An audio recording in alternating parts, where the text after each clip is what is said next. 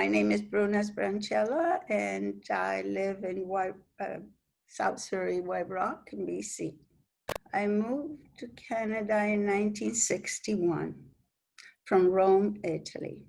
The challenge, okay, for every new immigrant is a lot of challenge, but in my case, it was I didn't speak English, and I only learned in Italy in school. I learned Latin and French and no English, so it was a big challenge. To find a job, it's very, very difficult.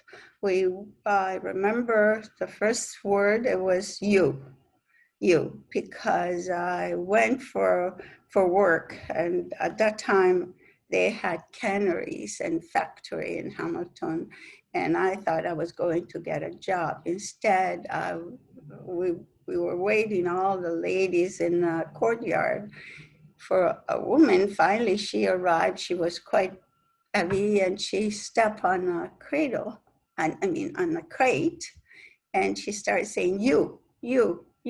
And to me, you meant job, because she was pointing at the lady. The lady was happy to be pointed, and they were running toward an entrance. But unfortunately, only myself and another lady was left in the courtyard. And I was very, very sad. And I kept saying in the bus, I keep saying to myself, why I didn't get that you? And after I realized it, because I was only 18, I was only maybe 110 pounds, and I was dressed the latest style, the Roman fashion, and, and I guess that woman realized this is not a lady for a factory job, or I don't know what she thought of me. But that was my first impression of being not accepted, and for the language, but that you, still I remember that you.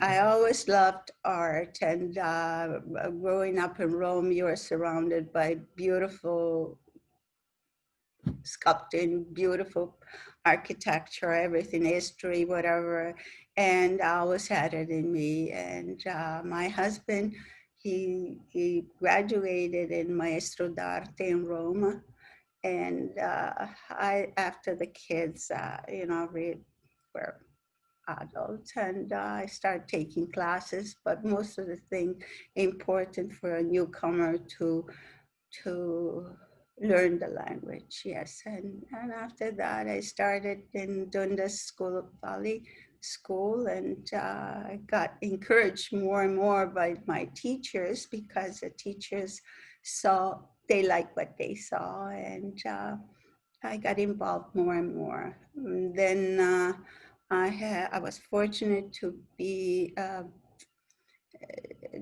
mentored by the professor of University of Waterloo by the name Anne Robbins, and for 2 years she mentored, and I get quite a bit of knowledge from her. Plus, I assisted a very, very good artist by the name of Gino Cavicchioli, and with him, I had the fortune just to be there and assist him in his sculptures, in his beautiful work, yeah. Art means escaping. Art means joy. When I do art, I'm not tired, I'm not hungry, I'm not sad. It's just I'm in my own world. What sort of challenges are you facing right now, and how do you overcome them? Everybody has their own challenges, but I try to take one day at a time and take it as it comes. COVID is quite scary, and I had an accident 7 months ago, and I was in hospital for a long time. So I went through quite a bit of trauma too, with uh, isolation, quarantine twice, and yeah, 4 months in the hospital without visitors, without anything. Thank God I had the computer, I had the phone, and I had all those new devices, and I learned how to operate them. Otherwise, I would be more lonely than ever. Yeah. During that time, I learned how to do the tablet and the iPhone, the telephone. I had 2 tablets, 2 phones, and all different emails, all different password, all different things, and I had lots of time. So I tried, and plus, what kept me going, it was the two exhibition that the Simyam Art did, and I just sent them the pictures. I said, Uli, I'm here, and that's all I have in my little tablet. And she was kind enough to put them in. They did a beautiful job, and now they did a beautiful job with the Great Gatsby. And I think I'm going to put another one, because being stuck in the house, and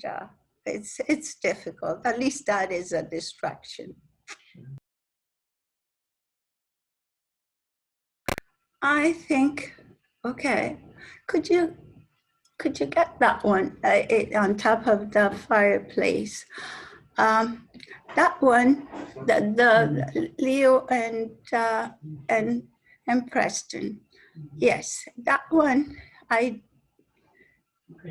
This one is not much, but to me is. Thank you very much. To me, it means a lot, because I lost a son, and his name was Leo, and this one was his dog, and his name is Preston. And when you see Leo, you saw Preston. When you saw Preston, you saw Leo. They were inseparable. And this one was more like a therapy for me. By doing this, I felt good. You asked me what I was proud. And I had the other one, but the other one is not as sentimental of him. And by the way, today is his birthday. And I guess that's why you're here.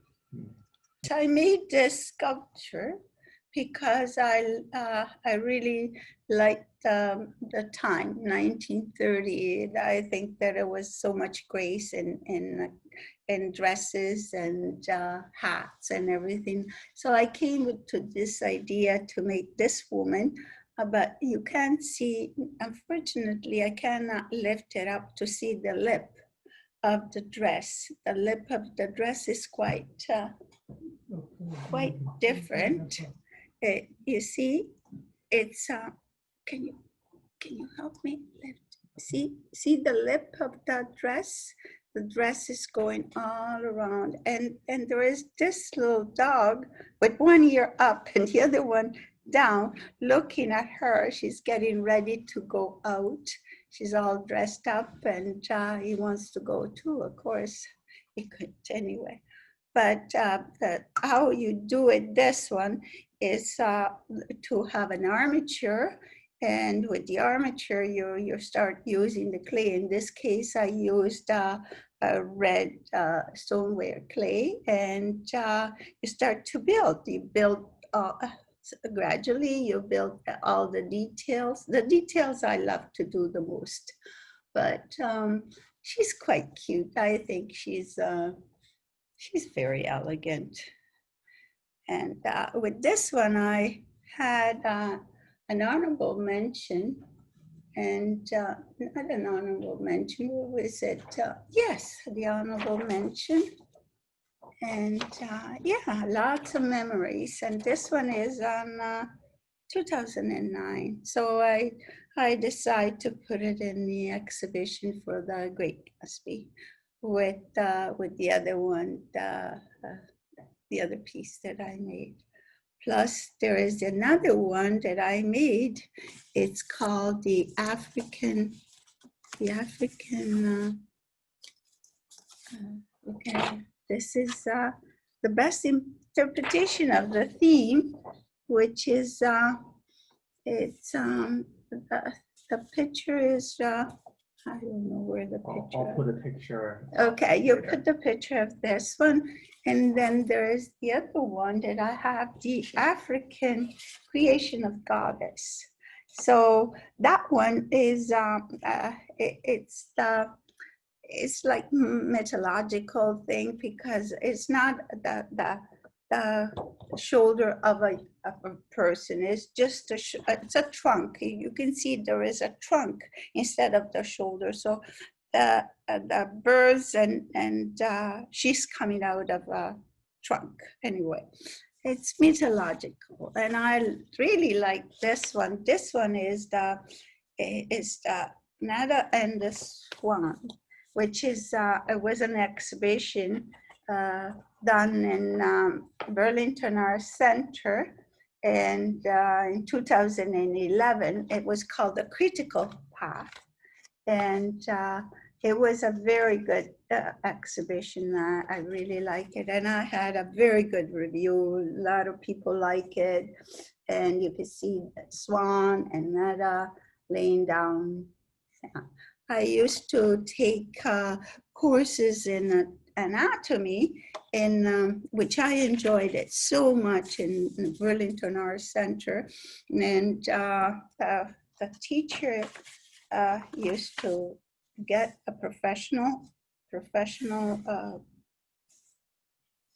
model in the middle of the studio, and then us Sculptor would go and try to do as much as possible the anatomy, the proportions, and the armature, all those things that I enjoyed it so much. I wish they have a sculptors guild here, but unfortunately they don't. I'm a member of the Fraser Valley Potters Guild, and I'm a member of the Semiamo Art Center. Now, lately I wasn't able to do anything part of the coronavirus and part of that, but I'm trying to work as much as possible with bears.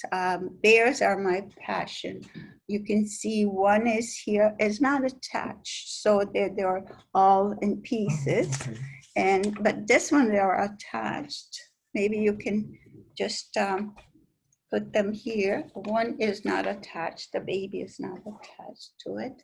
But you can see what I'm trying to do is to study more than anything the proportion, the movement of the bears, because for me, the bears are the most, they're suffering so much with this environment and ice melting and everything, and they're not, I hope my great-grandchildren will be able to see such a beautiful, beautiful animal still alive. But unfortunately now they're going through quite a bit. There is another one over here that we can see. Maybe if we can push it toward me. And this one is down by Raku. Raku is one of my passion. Unfortunately now with the coronavirus, there is no, thank you. Okay, thank you so much. With the coronavirus, they cannot do classes, but this is my favorite technique, the Raku. So I'm trying to do as many as possible to see which one I like the most and I'm studying it, the aggressive, the cuddling between the mother and the bear, and so it's my passion now to since I cannot do big pieces anymore, clay is very, very heavy when it's wet and when you have to work with. So now I'm trying to do small things. You mentioned that's the raku technique. This is the raku technique. What does that mean? Raku, it's a complete different thing that you make. Okay, you make the armature first, because if you leave the air, it would explode. But first you build a piece, and you try to shape it the way you want it and give it a life anyway. And then once it's bisque, you put the glaze, and it's a special glaze because this is the effect that you get. You see this effect? This is the beauty of the effect. It's an old technique, but it never comes the same. Depends of the oxygen, depends of the heat, and all those things that more you do it, the more you want it to learn, because none one comes the same. So this is the beauty with art. If I tried to make another one exactly the same, I would never be able to do it, because there are no mold. It's only one in the world. That's why, to me, it's important to find, and I've been making quite a bit of this tiny little guy, to see which one I like the most, and to see which one I can put together. That's it. So yes, because an artist, fortunately, could say and do whatever he wants. So we got a voice, like I said before. Everybody has a gift. You must share with everybody. So in your own little way, you have to put a voice. It doesn't matter for what. It could be anything, but that's the artist, what I could say to anybody who wants to keep on doing art. It's not just to copy things, but to say something. And that's what I'm trying to do with all my work, has to say something. The advice is to have fun, to do things that they have it in their heart, and not to be discouraged about the critique. Sometimes you go through a critique and they're not very kind of you. I've been into a lot of critiques, but they make you stronger. They make you do better, and to the advice that I give them, and to look at things they're inspired, for their own inspiration. It could be a flower, it could be a leaf, it could be a person, but not just look at with a microscope, and you see all the beautiful details and stuff like that, and you appreciate more.